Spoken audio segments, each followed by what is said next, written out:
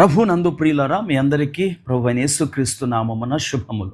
లోని జీవ జలములు. శత్రువుల బారి నుండి తప్పించుకోవటానికి మధ్య యుగాల్లోని ప్రజలు దుర్గములను, కోటలను నిర్మించుకునేవారు. అయితే వారికి నీటి సరఫరా ఒక సమస్యగా ఉండేది. శత్రువులు గనుక కోటను ముట్టడిస్తే వారికి దాహాన్ని తీర్చే సెలయేర్లు, ప్రాణదాయకమైన నీటి బుగ్గలు అందుబాటులో ఉండేవి కావు. గనుక వారి అపజయం నీరు లేకుండా వారెంతకాలం ఉండగలరన్న దానిపై ఆధారపడి ఉండేది. స్కాట్లాండ్లోని ప్రసిద్ధ ఎడింబరో కోట ఈ సమస్యను అధిగమించింది. చరిత్రలో ఆ కోటను అనేక సార్లు శత్రువులు ముట్టడించారు. కానీ ఆ కోట లోపల నీటి వనరులు పుష్కలంగా ఉండేవి. ఎందుకంటే ఆ కోటను భూగర్భ జలాల ఊట పైన నిర్మించారు. కనుక శత్రువులు వచ్చి ముట్టడించిన వారికి నీటి వనరులు ఉండటం వల్ల శత్రువులను ఎదిరించి వారికి లొంగేవారు కాదు. ప్రియులారా, ఈ ఉదంతా నేను ఎందుకు చెప్తున్నానంటే, సాతానుడు అనేక సార్లు మనల్ని ముట్టడిస్తాడు. అయితే నీటి వనరులు మనకు అందుబాటులో ఉన్నప్పుడు మనము వానికి లొంగిపోము. మనకు కావలసిన నీటి ఊట మన ప్రభువైన యేసే.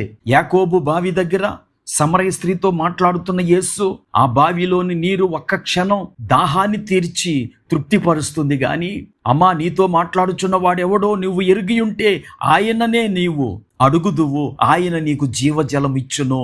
ఆ జీవజలము త్రాగిన వారు మరలా దప్పికొనరు అని చెప్పారు. అనగా యేసు ప్రభువారు నిత్యము ఉబికే నీటి ఊట వంటి దేవుడు. పాత నిబంధనలో కూడా దేవుడు తనను తాను ఊటగా పోల్చుకోవటం ఇర్మియా గ్రంథంలో చదువుతాం. ఇర్మియా గ్రంథం 2:13 నా జనులు 2 నేరములు చేసి ఉన్నారు, జీవజలముల ఊటనైనా నన్ను విడిచి ఉన్నారు. అలాగే 17:13 నా ఎడల ద్రోహము చేయువారు యెహోవా అను జీవజలముల ఊటను విసర్జించి ఉన్నారు. ఈ మాటలు వింటున్న నా ప్రియ స్నేహితుడా, సోదరి, కోటలు శత్రువులకు దుర్భేద్యంగా ఉండాలి అంటే కోటలో నీటి ఊటలు ఉండాలి. అలాగే మనము సాతానుకు లొంగకుండా ఉండాలంటే జీవజలముల ఊట అయిన యేసుతో మనకు సహవాసము, సంబంధము ఉండాలి. యేసు ప్రభువారు మనకు అనుగ్రహించిన పరిశుద్ధాత్ముడు నీటి ఊట వలె, జీవ నది వలె మనలో ప్రవహించి మనకు ప్రాణప్రదమవుతాడు. ఆయనను అంగీకరించినప్పుడు ఆయన మనలో ఆ ఊటగా ఉంటాడు. ఆ జీవజలం మనలను తృప్తిపరుస్తుంది, బాగు చేస్తుంది, విడిపిస్తుంది, బలపరుస్తుంది.